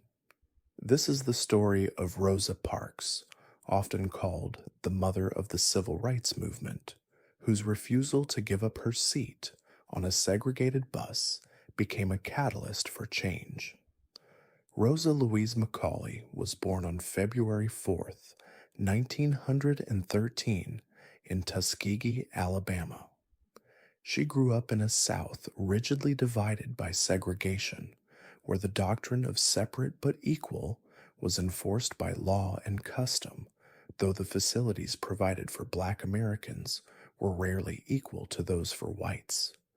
From an early age, Rosa experienced the daily humiliations and restrictions of the Jim Crow system, named after a demeaning caricature of Black Americans, which governed every aspect of social interaction between the races.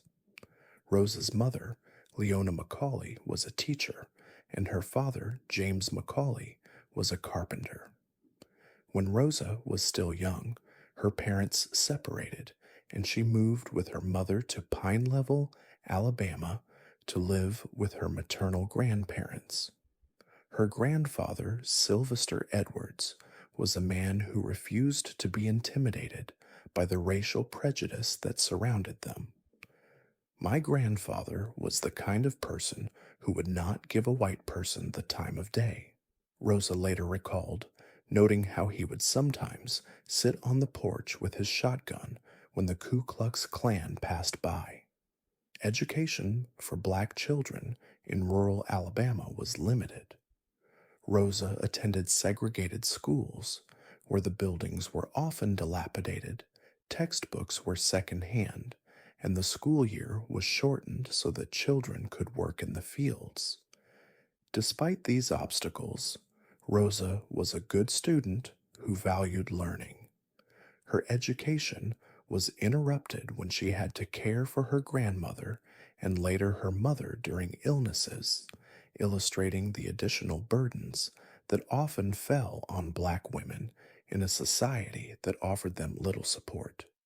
In 1931, at the age of 18, Rosa married Raymond Parks, a barber who was active in the National Association for the Advancement of Colored People, NAACP.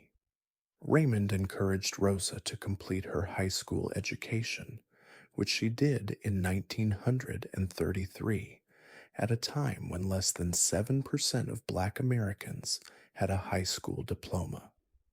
In the years that followed, Rosa worked a series of jobs, including domestic work in white households and, during World War II, as a seamstress at Maxwell Air Force Base. The segregation at the base was particularly galling, despite the wartime rhetoric about fighting for democracy and freedom abroad. Black Americans continued to face discrimination at home, even on a military installation. In 1943, Rosa became actively involved in the NSB, serving as the secretary to the Montgomery chapter's president, E.D. Nixon. This was not a glamorous or high-profile role, but it introduced her to the organized civil rights movement and the ongoing struggle for equality. She worked on cases of racial injustice, including the gang rape of Ressie Taylor, a black woman, by 6 white men who were never indicted despite strong evidence against them. The summer of 1955 found Rosa attending a workshop at the Highlander Folk School in Tennessee, a training center for workers' rights and racial equality. There, she experienced an environment of integrated living and equality that strengthened her resolve to challenge segregation. On December 1st, 1955, Rosa Parks boarded a bus in Montgomery, Alabama, after a long day of work at the Montgomery Fair Department store, where she was employed as a seamstress. She took a seat in the first row of the colored section at the back of the bus. As the bus continued its route, it filled with passengers. When all the seats in the white section at the front were taken, the driver ordered Rosa and 3 other black passengers to give up their seats to accommodate white passengers, as was the practice under Montgomery's segregation laws. While the other 3 passengers complied with the driver's order, Rosa refused. She later explained, "People always say that I didn't give up my seat because I was tired, but that isn't true.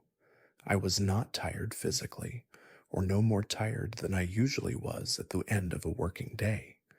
I was not old, although some people have an image of me as being old then. I was 42. No, the only tired I was tired of giving in." The bus driver threatened to call the police, to which Rosa simply replied, "You may do that." When the police arrived, they arrested her for violating Montgomery's segregation laws. E.D. Nixon and Clifford Durr, a white lawyer, bailed her out of jail. That night, they and other local civil rights leaders, including Jo Ann Robinson of the Women's Political Council, recognized that Rosa's case could be the vehicle for challenging the constitutionality of Montgomery's bus segregation ordinance. Within 24 hours of Parks's arrest, the Women's Political Council had printed and distributed 40,000 leaflets calling for a one-day boycott of the city buses on the day of Rosa's trial, December 5th. The boycott was overwhelmingly successful, with empty buses running through black neighborhoods. That evening, community leaders formed the Montgomery Improvement Association, MIA, to coordinate a continued boycott, and they elected a young minister named Martin Luther King Jr. as the organization's president. What had begun as a one-day protest evolved into a sustained campaign that would last for 381 days. During this time, Montgomery's black residents, who constituted about 75% of the bus system's riders, found alternative means of transportation. They organized carpools, walked miles to work, or rode in black-owned taxis whose drivers reduced their fares to support the cause. The boycott placed significant economic pressure on the city's transit system and downtown businesses. It also attracted national and international attention, with Rosa Parks becoming a symbol of dignity and determination in the face of injustice. However, this newfound prominence came with a heavy personal cost. Both Rosa and Raymond lost their jobs due to their activism. They received death threats, and their home was targeted by harassers. While the bus boycott continued, the legal challenge to segregation moved through the courts.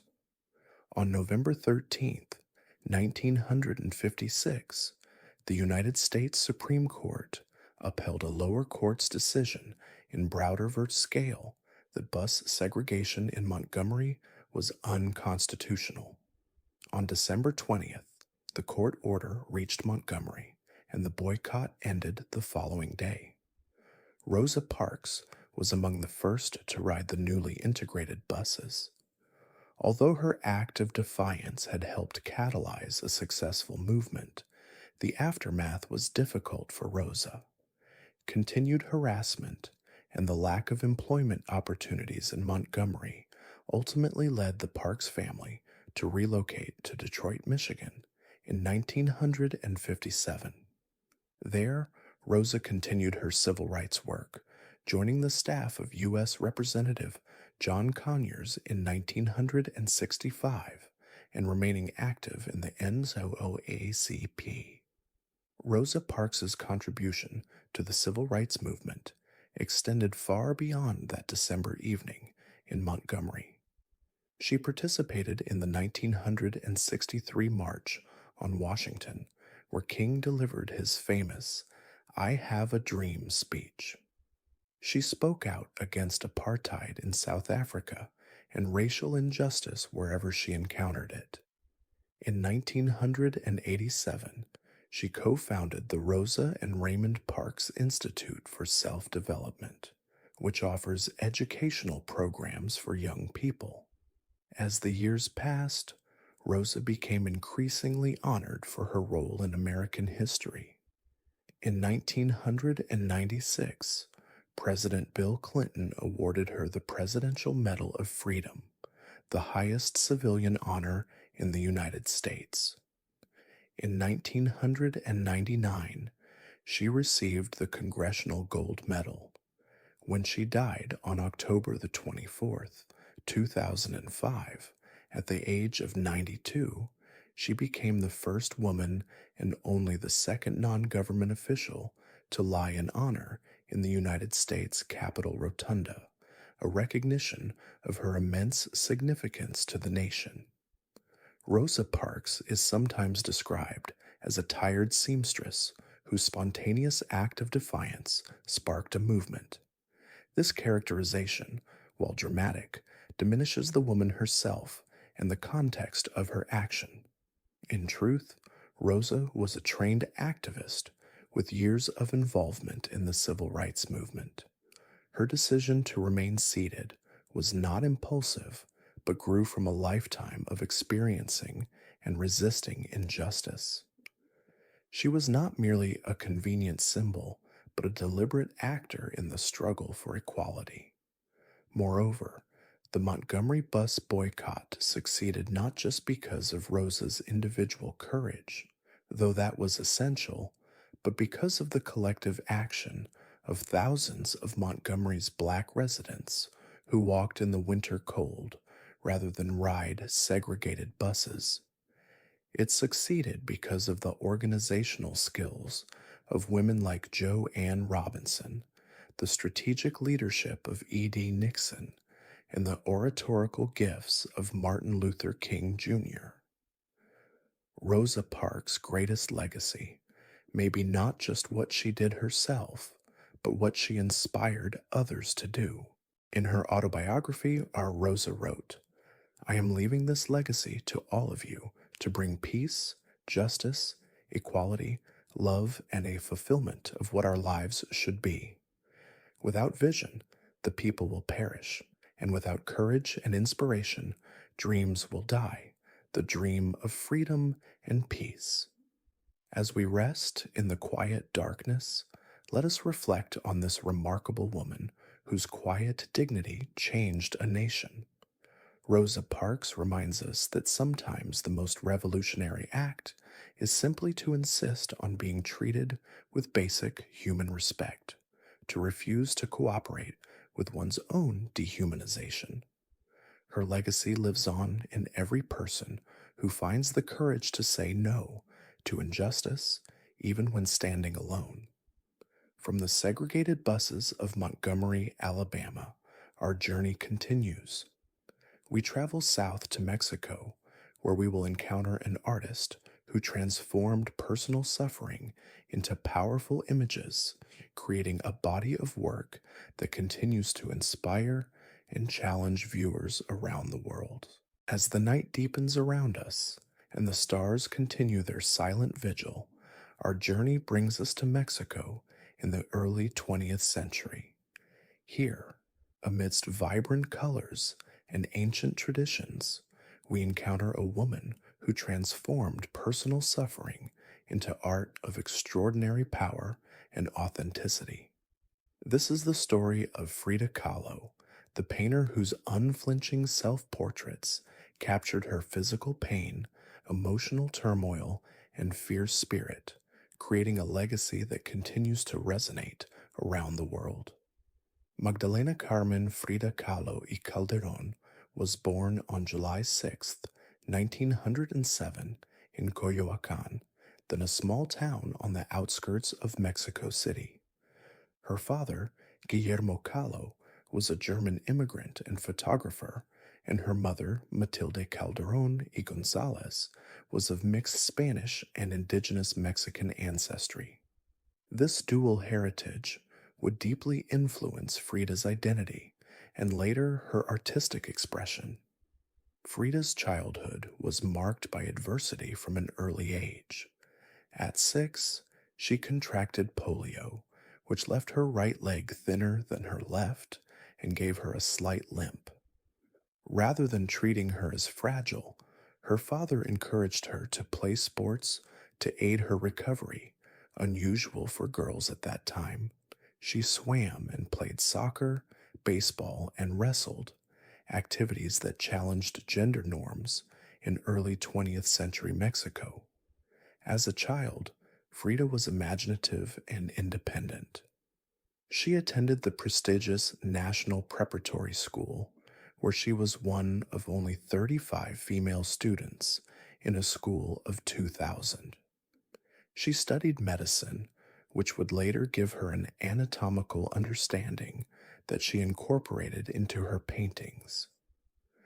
At school, she also became involved in a group of politically engaged students, developing the social consciousness that would inform her later political activism. On September 17th, 1925, when Frida was 18 years old, an event occurred that would alter the course of her life. She was traveling home from school on a wooden bus when it collided with a streetcar. The accident was devastating. A metal handrail impaled her pelvis, exiting through her vagina. Her spine was fractured in 3 places, along with her collarbone, ribs, and right leg. Her right foot was crushed, and her shoulder was dislocated. Though she survived, Frida would live with pain and health complications for the remainder of her life. During her initial recovery, confined to a bed with a full body cast, she began to paint. Her father gave her his oil paints and a special easel that allowed her to paint lying down. "I paint myself because I am so often alone," she later explained, "and because I am the subject I know best." In 1929, Frida married Diego Rivera, already a famous painter 20 years her senior. Their relationship was passionate, tumultuous, and complex, marked by mutual artistic respect, shared political convictions, infidelities on both sides, divorce, and remarriage. "There have been 2 great accidents in my life," Frida once said. "One was the trolley, and the other was Diego." Diego was by far the worst. Despite the complications of their relationship, Rivera supported Frida's development as an artist. Though she was initially overshadowed by his reputation, often being referred to as Diego Rivera's wife, rather than in her own right, her distinctive style and powerful imagery gradually gained recognition. Frida's paintings, particularly her many self-portraits, are notable for their unflinching honesty and symbolic complexity. In works such as The Broken Column, 1944, she depicted her damaged spine as a crumbling stone column with nails driven into her naked body, expressing the physical pain that was her constant companion. In The Two Fridas, 1939, painted after her divorce from Rivera, she showed 2 versions of herself with exposed hearts connected by a single vein, exploring her dual identities and emotional suffering. Unlike many artists, Frida did not separate her art from her daily life. Her distinctive appearance became part of her artistic expression. Her colorful Tehuana dresses, drawn from traditional Mexican clothing, celebrated her cultural heritage while also concealing her physical disabilities. The flowers and ribbons she wore in her hair, her prominent eyebrows, and her facial hair, which she deliberately did not remove, all became part of her iconic self-presentation. Frida's work was deeply personal, but it also engaged with broader social and political contexts. She was a committed communist, having joined the Mexican Communist Party in 1927. She and Rivera hosted Leon Trotsky during his exile in Mexico, and she even had a brief affair with him. Her painting, Self-Portrait with Stalin, 1954, demonstrated her political allegiances, though her politics were always shaped by her own experiences and expressed through her distinctive artistic vision. Throughout her life, Frida endured numerous surgeries and health crises. She had several miscarriages, unable to carry a pregnancy to term due to her pelvic injuries, a source of deep sorrow that she explored in paintings like Henry Ford Hospital, 1932. In 1950, she underwent a failed spinal fusion surgery that left her in even greater pain. Her right leg was amputated below the knee in 1953 due to gangrene. Despite these physical challenges, Frida maintained her artistic practice and her engagement with life. She taught at the Escuela Nacional de Pintura, Escultura y Grabado, National School of Painting, Sculpture, and Printmaking, known as La Esmeralda, where she encouraged her students to look to Mexican folk art and culture for inspiration rather than European traditions. While she achieved some recognition during her lifetime, including a solo exhibition in New York in 1938 and a group exhibition at the Louvre in 1939, making her the first Mexican artist to be featured there, Frida did not attain the international fame that she has posthumously. In Mexico, she was known primarily as Rivera's flamboyant wife and a minor painter in her own right. On July 13th, 1954, Frida Kahlo died at the age of 47. The official cause was pulmonary embolism, though some have suggested it may have been a deliberate or accidental overdose of painkillers.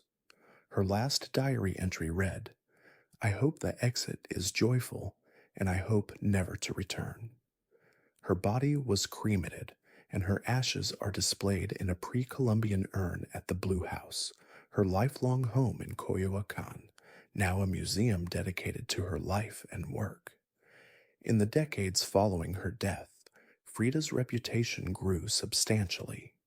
The feminist movement of the 1970s rediscovered her work, recognizing its exploration of female experience and its challenge to conventional notions of beauty and femininity. A 1983 biography by Hayden Herrera introduced her to a wider audience, and by the 1990s, Frida Mania had emerged, with her image appearing on everything from t-shirts to earrings. Today, Frida Kahlo is perhaps the most recognized female artist in the world. Her paintings command millions of dollars at auction, and her distinctive self-image has become iconic. In 2010, the Bank of Mexico issued a 500 peso note featuring Frida on one side and Rivera on the other, acknowledging their significance to Mexican culture. What accounts for Frida's enduring appeal? Perhaps it is the raw authenticity of her work, which speaks directly to human experiences of pain, desire, and resilience. Perhaps it is her refusal to separate art from life, creating a total aesthetic that encompassed everything from her paintings to her clothing to her home. Perhaps it is her defiance of conventional boundaries between genders, between cultures, between politics, and personal expression. Frida once wrote, "They thought I was a surrealist, but I wasn't. I never painted dreams. I painted my own reality." This commitment to her own truth, regardless of prevailing artistic trends or social expectations, gives her work a timeless power. In an age increasingly dominated by carefully curated public personas, Frida's willingness to expose her wounds, both physical and emotional, feels revolutionary. Yet it would be a mistake to romanticize Frida's suffering or to reduce her to a symbol of resilience. She was a complex woman with contradictions and flaws, whose greatness lay not in her pain, but in her transformation of that pain into art of extraordinary honesty and vision. "At the end of the day," she said, "we can endure much more than we think we can."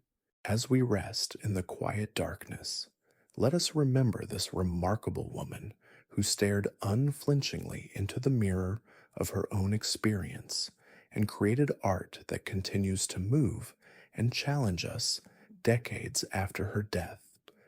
Frida Kahlo reminds us that our wounds need not define us, that with courage and creativity, we can transform even our deepest suffering into something meaningful and enduring. From the vibrant colors of Mexico, our journey continues. We travel next to the crowded streets of Calcutta, where we will encounter a woman whose compassion for the poorest of the poor inspired a global movement of service and transformed our understanding of what it means to live a life of devotion. As our journey through the lives of remarkable women continues, we leave behind the vibrant colors of Frida Kahlo's Mexico and travel to the crowded streets of Calcutta, India. Here, amid poverty and suffering, we encounter a small woman in a white and blue sari whose compassion and dedication transformed countless lives. This is the story of Mother Teresa, the Catholic nun who devoted herself to serving the poorest of the poor and whose name became synonymous with selfless love. She was born Agnes Gongshi Bojakshu on August 26, 1910, in Skopje, now the capital of North Macedonia, but then part of the Ottoman Empire. Her family was ethnically Albanian and devoutly Catholic. Agnes was the youngest of 3 children, born to Nicola and Dranophile Bojakshu. Her father was a successful businessman and politician who died when Agnes was only 8 years old, leaving the family in financial difficulty. Her mother, a deeply religious woman, opened an embroidery and cloth business to support the family and was known for her generosity to the poor, often inviting destitute people to dine with them. From an early age, Agnes was fascinated by stories of missionaries working in distant lands. She was particularly drawn to accounts of Catholic missionaries in Bengal, India. She was active in her local parish, singing in the choir and participating in the Sodality, a lay organization focused on spiritual development and charitable works. At the age of 12, she felt what she would later describe as the first call, a strong sense that God was inviting her to religious life. By the time she turned 18, Agnes had resolved to become a missionary. She applied to the Sisters of Loreto, an Irish community of nuns with missions in India. In September 1928, she left home for Ireland, where she spent 6 weeks at the Loreto Abbey in Rathfarnham to learn English, the language used by the Sisters of Loreto in India.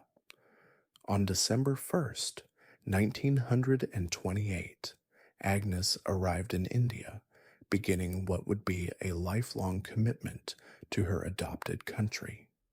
She started her novitiate in Darjeeling, in the foothills of the Himalayas, and took her first religious vows on May 24th, 1931, choosing the name Teresa after Thérèse of Lisieux, the patron saint of missionaries. For the next 16 years, Sister Teresa taught at St. Mary's High School for Girls in Calcutta, a school run by the Loreto Sisters and attended primarily by the daughters of wealthy Indian families. She was a dedicated teacher who enjoyed the work, eventually becoming the school's principal. Yet despite the relative comfort and security of this life, Teresa increasingly felt drawn to a different calling. On September 10th, 1946, while traveling by train from Calcutta to Darjeeling for her annual retreat, Teresa experienced what she later described as the call within the call. She felt Christ speaking to her, asking her to leave the convent and work directly with the poorest and most marginalized people of Calcutta's slums. I was to leave the convent and help the poor while living among them, she later explained. It was an order. To fail would have been to break the faith. Obtaining permission to leave her congregation while maintaining her vows was not simple. It took nearly 2 years of petitioning and prayers before she received approval from the Vatican. During this time, she studied basic medical care at the Holy Family Hospital in Patna to prepare for her new mission. In August 1948, Teresa exchanged her traditional Laredo habit for a simple white cotton sari with a blue border, the dress of the poorest women in Calcutta. She left the relative security of the convent with just 5 rupees and ventured into the slums of Motijheel, one of the poorest areas of Calcutta. She had no clear plan, only a deep conviction that this was where she was meant to be. Teresa began by teaching the children of the slums, writing on the ground with a stick because she had no supplies or classroom. She soon opened her first school, Nirmal Hriday, Pure Heart, providing basic education to the children of the desperately poor. As she became familiar with the area and its needs, her mission expanded. She started caring for the sick, the dying, the abandoned, and the unwanted, those she called the poorest of the poor. In 1950, Teresa founded the Missionaries of Charity, a religious congregation dedicated to serving the poorest and most vulnerable. The initial group consisted of just 13 members, including Teresa herself. They took the traditional vows of poverty, chastity, and obedience, but added a fourth vow to give wholehearted free service to the poorest of the poor. The sisters wore the same simple white sari with blue border that Teresa had adopted, which would become their recognizable habit. In 1952, Teresa opened Nirmal Hriday, Pure Heart, a home for the dying in Kalighat, near the temple of the Hindu goddess Kali. Here, those who had been left to die on the streets, often those with highly infectious diseases like tuberculosis or leprosy, could die with dignity and compassion. To many in Calcutta, particularly those of high caste, the idea of touching such people was unthinkable. Yet Teresa and her sisters bathed, fed, and comforted these individuals, regardless of their religion or social status. Initially, there was suspicion and resistance from some in the community who questioned the motives of these Catholic nuns. However, Teresa's evident sincerity and the practical good her work accomplished gradually won respect and support. When one man accused her of proselytizing, she responded simply, "Yes, I convert. I convert you to be a better Hindu, a better Muslim, a better Protestant, a better Catholic, a better neighbor. When you know how much God loves you, you begin to love your neighbor." Teresa's work continued to expand. In 1955, she opened Shishu Bhavan, a home for orphaned and abandoned children. She created a leprosarium called Shanti Nagar, City of Peace, to care for those with leprosy, a highly stigmatized disease. Her services eventually included hospices, orphanages, schools, mobile clinics, counseling programs, and homes for people with leprosy, HIV/AIDS, tuberculosis, and other serious illnesses. The Missionaries of Charity grew rapidly under Teresa's leadership. By the time of her death, the order had nearly 4,000 sisters serving in over 100 countries. The congregation also expanded to include an order of brothers, founded in 1963, and lay associates, allowing people from all walks of life to participate in the mission. As the work of the missionaries of charity became more widely known, Teresa herself gained international recognition. In 1979, she was awarded the Nobel Peace Prize for work undertaken in the struggle to overcome poverty and distress, which also constitutes a threat to peace. Characteristically, she asked that the traditional Nobel banquet be canceled and the money, over $190,000, be donated to help the poor of Calcutta. Teresa's fame gave her a platform to speak on behalf of the marginalized. She addressed the United Nations, met with world leaders, and was received by figures ranging from Princess Diana to the dictator Jean-Claude Duvalier of Haiti. She used these opportunities to advocate for the poor and to speak out against abortion, which she considered a rejection of the most vulnerable human beings.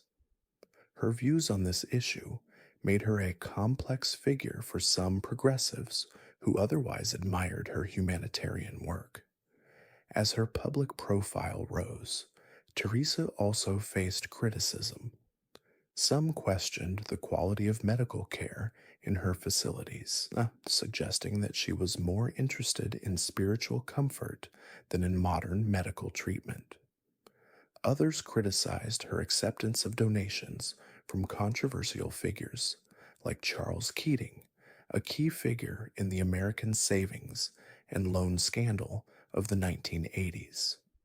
Still others raised concerns about the finances of the missionaries of charity, questioning the disparity between the large sums donated and the Spartan conditions in which patients were kept. Perhaps the most surprising revelation about Mother Teresa came after her death when her private correspondence was published. These letters revealed that for much of her life, beginning around 1948, the very time she started her work in the slums, Teresa experienced what in Catholic spirituality is known as the dark night of the soul, a profound sense of God's absence. "Where is my faith?" she wrote to one spiritual confidant. "Even deep down, right in, there is nothing but emptiness and darkness." This spiritual desolation continued, with only brief respites for the last 50 years of her life. That Teresa continued her work with the poor despite this inner darkness adds another dimension to our understanding of her character. It suggests that her commitment was based not on emotional satisfaction or spiritual consolation, but on a deeper fidelity to what she believed was right, regardless of feelings. As she once said, "God doesn't require us to succeed. He only requires that you try." By the 1990s, Teresa's health was declining. She suffered a heart attack in 1983 and received a pacemaker in 1989. She offered to resign as head of the Missionaries of Charity in 1990, but the sisters voted for her to remain. After suffering malaria and heart failure in 1993 and breaking her collarbone in 1996, she finally stepped down in March 1997, just months before her death. Mother Teresa died on September 5th, 1997, at the age of 87. Her funeral was attended by dignitaries from around the world, and thousands of ordinary people lined the streets to pay their respects. She was given a state funeral by the Indian government, an honor usually reserved for heads of state or government. In keeping with the Catholic Church's process for recognizing saints, Mother Teresa was beatified on October the 19th, 2003, after the Vatican confirmed a miracle attributed to her intercession, the healing of a woman with an abdominal tumor.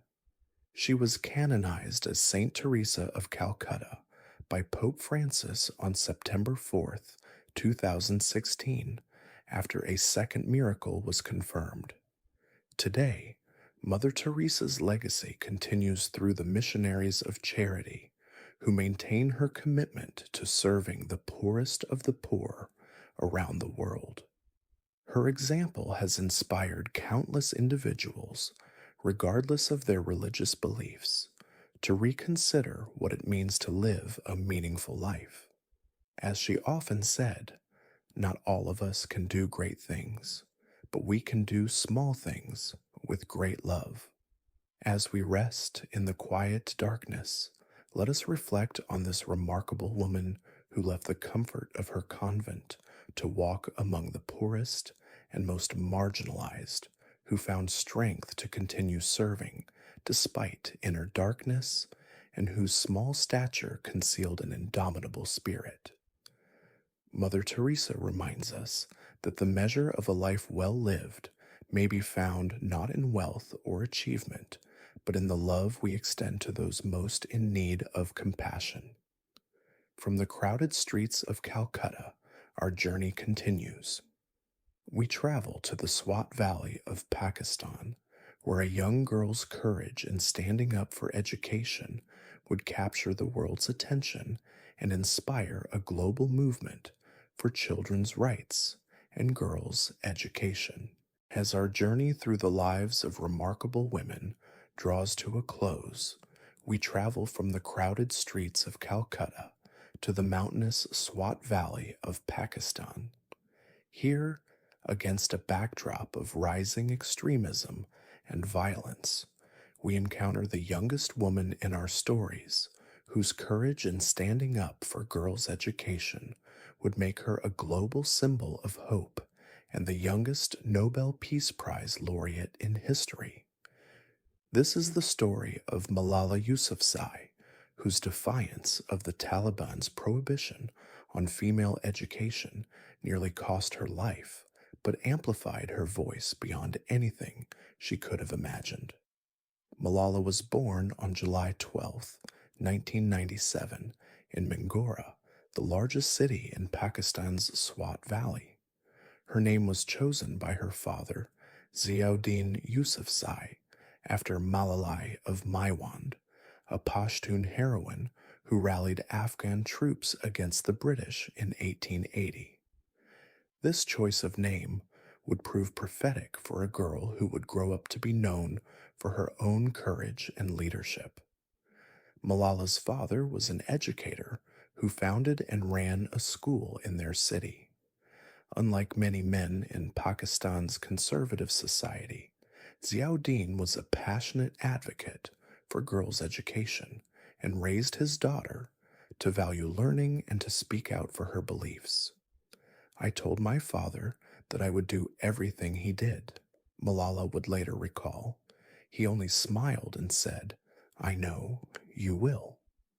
The Swat Valley, once known as the Switzerland of Pakistan for its beautiful mountains and tourist resorts, had been a relatively peaceful and progressive region.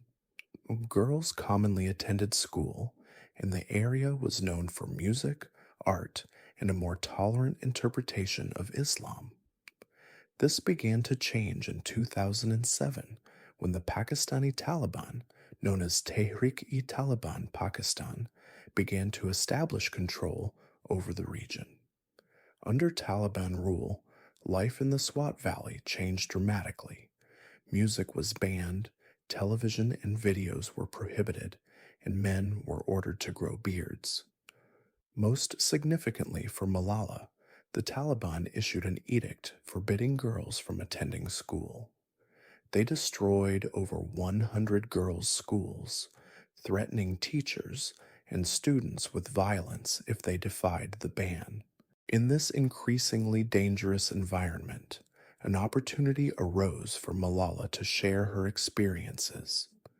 In late 2008, when she was just 11 years old, the BBC's Urdu service was looking for a schoolgirl to write a diary about life under the Taliban. Concerned for her safety, they arranged for her to use the pseudonym Gul Makai, meaning cornflower in Urdu. Over the next several months, Malala wrote about her daily life, including her fears as the Taliban grew more powerful, her sadness at being unable to attend school openly, and her determination to continue her education despite the risks. The blog attracted attention both within Pakistan and internationally, as it provided a first hand account of the impact of extremism on ordinary citizens, particularly girls. By 2009, the Pakistani military had launched operations to retake control of the Swat Valley from the Taliban. The fighting forced Malala and her family, along with many others, to leave their homes and become internally displaced persons. They returned 3 months later to a changed situation. The Taliban had been pushed back, but their threat still lingered, and the social fabric of the community had been severely damaged. As the family returned to Mingora, Malala's father reopened his school, and Malala returned to her studies. She also began to speak more openly about girls' education, no longer using a pseudonym. In 2011, she was nominated for the International Children's Peace Prize and was awarded Pakistan's National Youth Peace Prize, later renamed the National Malala Peace Prize. With increasing public recognition came greater risk. Malala began receiving death threats. They were slipped under the door of her home, posted on social media, and published in newspapers. Her father worried for her safety, but supported her decision to continue speaking out. "How can we do that?" he said when asked if he had considered stopping Malala's activism. "You have to stand up for your rights." On October 9th, 2012, the threats became reality. 15-year-old Malala was riding home on a school bus when a masked gunman boarded the vehicle, asked for her by name, and shot her. The bullet entered the side of her head, passed through her face, and lodged in her shoulder.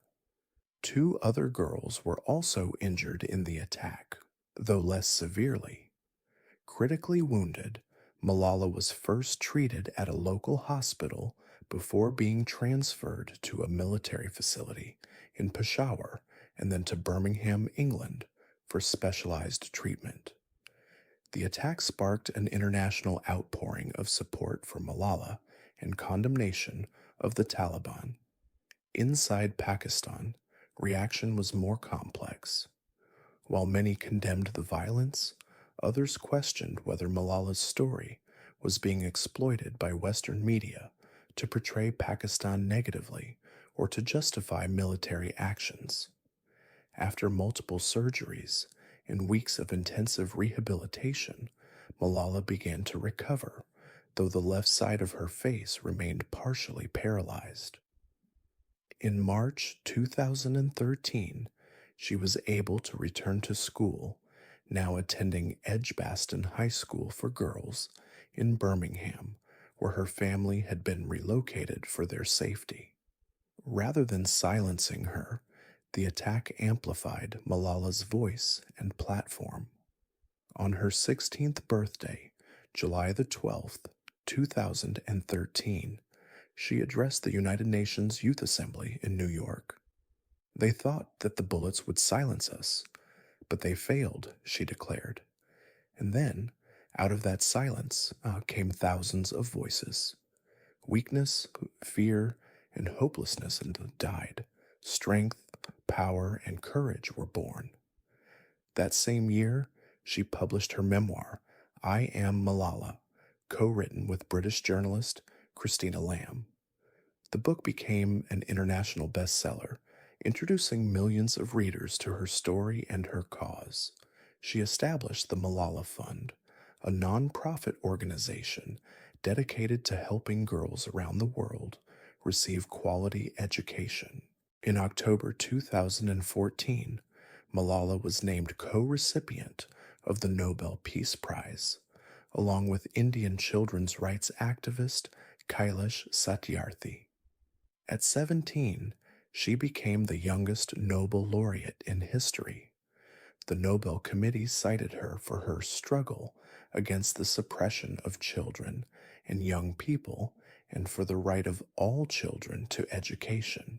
Upon receiving the prize, Malala announced that she would donate the prize money, approximately $1 million, to build a secondary school for girls in Pakistan.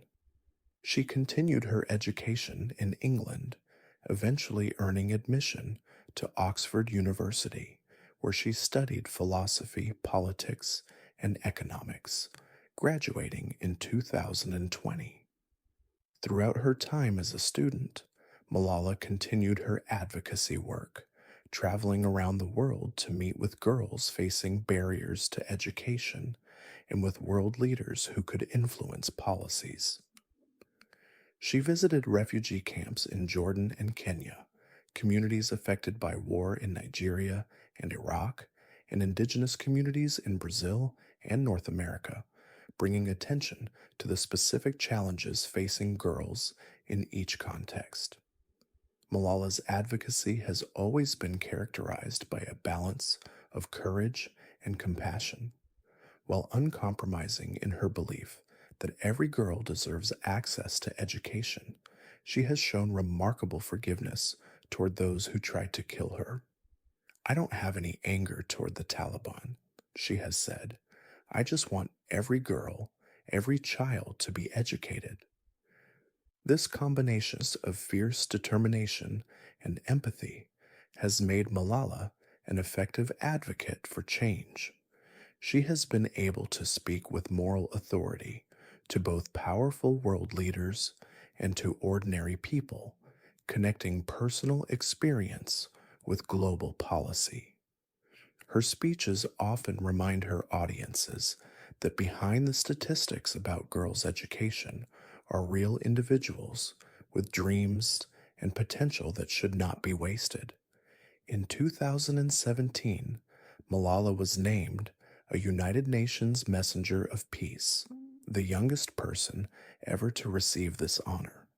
In 2018, she returned to Pakistan for the first time since the attack, an emotional visit that included meetings with the Prime Minister and a trip to her hometown in the Swat Valley.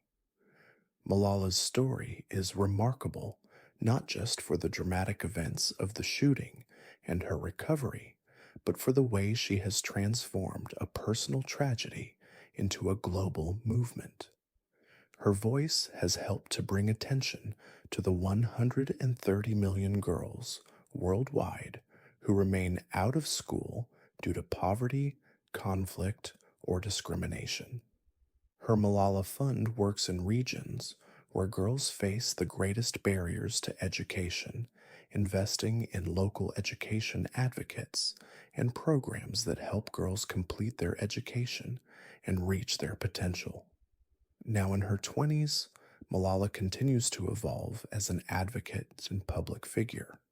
She has expanded her focus to include refugee education, climate justice, and technology's role in either widening or closing educational divides.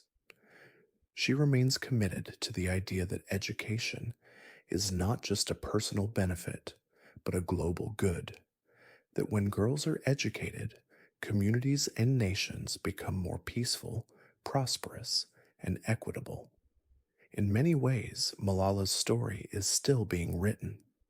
Unlike the other women in our historical journey, her work continues in the present day, adapting to new challenges and opportunities. Yet her place among women who have changed history is already secure. Like Joan of Arc, she demonstrated remarkable courage while still in her teens. Like Elizabeth I and Catherine the Great, she has shown skill in navigating complex political realities. Like Rosa Parks, she has transformed a moment of resistance into a movement for change. One child, one teacher, one book, one pen can change the world, Malala has often said. Her own life is a testament to the truth of these words. From a young girl writing an anonymous blog in the Swat Valley to a global advocate addressing world leaders, her journey reminds us of the power of education, courage, and finding one's voice. As our journey through the lives of remarkable women concludes, let us reflect on what connects these diverse stories across time and place. Each woman faced opposition and obstacles. Each demonstrated courage and persistence. Each, in her own way, refused to accept the limitations imposed upon her by society.